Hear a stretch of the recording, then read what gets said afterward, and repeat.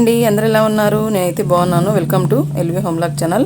ఈరోజు నేను mutton keema curry చేస్తున్నానండి. అది ఎలా చేయాలనేది చూపిస్తాను. వీడియోలోకి వెళ్ళిపోదామండి. మరి ఫస్ట్ మిక్సీ జార్ తీసుకునేసి ఒక 20 ఎండు కొబ్బరి ముక్కలు వేసుకున్నాను. ఒక 3 యాలక బుడ్డలు వేసుకున్నాను. తర్వాత వచ్చి 3 లవంగాలు, 2 చెక్క ముక్కలు వేసుకున్నాను. తర్వాత వచ్చి జీడిపప్పు పలుకులు ఒక 4 వేసుకున్నాను. ఒక ఆనియన్స్ అన్నది వేసుకున్నానండి కట్ చేసి. ఒక 2 టమోటాలు పండు అయితే కట్ చేసి వేసుకున్నాను. పుదీనా కొత్తిమీర వేసి మెత్తగా గ్రైండ్ చేసి పెట్టుకుందామండి ఇది పేస్ట్. తర్వాత వచ్చి ఇక్కడ స్టవ్ మీద కుక్కర్ పెట్టుకునేసి ఒక 3 లేదా 4 స్పూన్ల దాకా ఆయిల్ వేసుకొని, ఆయిల్ బాగా హీట్ ఎక్కిన తర్వాత బిర్యానీ ఆకు ఒకటి, యాలక బుడ్డ ఒకటి, 2 చెక్క ముక్కలు వేసుకున్నాను. 2 లవంగాలు కూడా వేసుకున్నాను. బాగా వేగిన తర్వాత ఆనియన్, ఒక మీడియం సైజ్ ఆనియన్ ఒకటి సన్న కట్ చేసి వేసుకున్నాను. ఒక 3 పచ్చిమిరపకాయలు చిలికలు చేసి వేసుకున్నానండి. అది బాగా వేగాలండి, గోధుమ కలర్లోకి రావాలి ఆనియన్స్. బాగా వేగిన తర్వాత మనం ఏం చేయాలంటే అల్లం వెల్లుల్లి పేస్ట్ 1 స్పూన్ వేసుకోవాలి. అది కూడా బాగా వేగాలండి, పచ్చివాసన పోయేంత వరకు వేపుకోవాలి అల్లం వెల్లుల్లి పేస్ట్ని. చూడండి, ఈ విధంగా వేసేసుకున్నాను కదా. ఇది బాగా వేగాలి, ఆయిల్ తేలేంతవరకు వేపుకోవాలి. ఇది వేగిన తర్వాత మనం మిగతా ప్రాసెస్ ఏందని చూస్తామండి. తర్వాత వచ్చి ఇది రైసు, చపాతి, రోటీ దేంట్లోకైనా బాగుంటుందండి.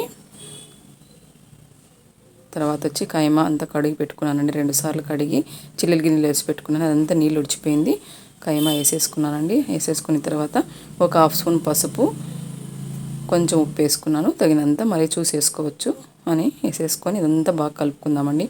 ఇప్పుడు ఈ మసాలా, పసుపు, ఉప్పు కైమాకి బాగా పట్టాలి కాబట్టి ఇదంతా బాగా నీళ్ళు ఎగిరిపోయేంత వరకు వేపుకోవాలండి. తర్వాత వచ్చి కొంచెం పుదీనా, కొంచెం కొత్తిమీర వేసుకున్నాను. ఒక గుప్పిడి వేసుకున్నానండి పుదీనా కొత్తిమీర. అది వేసేసుకొని బాగా కలుపుకుందాము. స్మెల్ బాగుంటుంది ఈ విధంగా వేసుకుంటే. ఇప్పుడు ఇదంతా వేగిన తర్వాత చూడండి, నీళ్ళు కూడా ఎగిరిపోతున్నాయి కదా. మిరప్పొడి వచ్చి అంటే కారం వచ్చి 1.5 స్పూన్ వేసుకున్నాను. ధనియాల పొడి అయితే 1 స్పూన్ వేసుకున్నానండి. ఇదంతా బాగా కలుపుకుందాము. గరం మసాలా అయితే మళ్ళీ కొంచెం వేసుకుంటున్నాను అండి. ఆల్రెడీ నేను మిక్సీ జార్లోనే వేసేసుకున్నాను కాబట్టి మిక్సీ జార్లో మసాలా వేసుకున్నాను కదండి, అదంతా గ్రైండ్ చేసుకున్నాను కదా, అంతా వేసుకుందాము. మిక్సీ జార్లోనే చెక్క, లవంగా, యాలక బుడ్డ వేసుకున్నాను కాబట్టి గరం మసాలా అయితే కొంచెం వేసుకుంటున్నానండి, ఎక్కువైతే వేయడం లేదు. ఇదంతా బాగా కలుపుకొనేసి ఈ మసాలా పచ్చి వాసన పోయేంత వరకు ఉడకనివ్వాలండి. ఉడికిన తర్వాత చూసుకునేసి మనము ఉప్పు కొంచెం చూసుకునేసి, అంటే మనకు ఎంత కావాలో అంత నీళ్ళు వేసుకొని కుక్కర్ విజిల్ పెట్టేసుకుందామండి. ఈ స్టేజ్లోనే ఉప్పు అయితే గ్యారెంటీ చూసుకోవాలి. విజిల్ పెట్టేసుకుంటున్నాను. ఇప్పుడైతే కుక్కర్ మూత పెట్టి ఒక 4 విజిల్లు పెట్టుకున్నానండి. 4 విజిల్లు పెడితే ఉడికిపోతుంది. మటన్ కీమా కాబట్టి తొందరగానే ఉడికిపోతుందండి. ఇది ఈ విధంగా చేసుకోండి, చాలా బాగుంటుంది. పిల్లలు కూడా ఇష్టంగా తింటారు. నేనైతే కుక్కర్ మూత తీసి చూపించడం మర్చిపోయానండి. ఇదంతా ఒక గిన్నెలోకి వేసేసుకున్నాను. ఎగ్స్ కూడా ఒక 2 వేసి మళ్ళీ ఒకసారి అంతా ఉడకనిచ్చానండి. ఎగ్స్ వేసుకుంటే బాగుంటుంది కీమా కర్రీలోకి, అందుకని నేను వేసుకున్నాను. చూడండి, ఈ విధంగా రెడీ అయిపోయింది. దీనికైతే నేను కొంచెము ఇది రైస్ చేసుకున్నానండి, తిరుగుబాతు అన్నంలాగా చేసుకున్నాను, చాలా బాగుంటుంది. ఈ విధంగా అయితే రెడీ అయిపోయింది కీమా కర్రీ.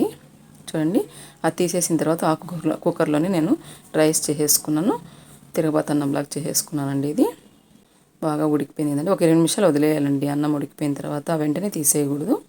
ఈ విధంగా రెడీ అయిపోయిందండి. మా వీడియోస్ మీకు నచ్చినట్లయితే లైక్ చేయండి, షేర్ చేయండి, సబ్స్క్రైబ్ చేయండి. పక్కనే ఉన్న బెల్ సింబల్ నొక్కండి. ఎవరైనా ఫస్ట్ టైం మా ఛానల్ చూస్తుంటే ఖచ్చితంగా సబ్స్క్రైబ్ చేసుకోండి. Thanks for watching.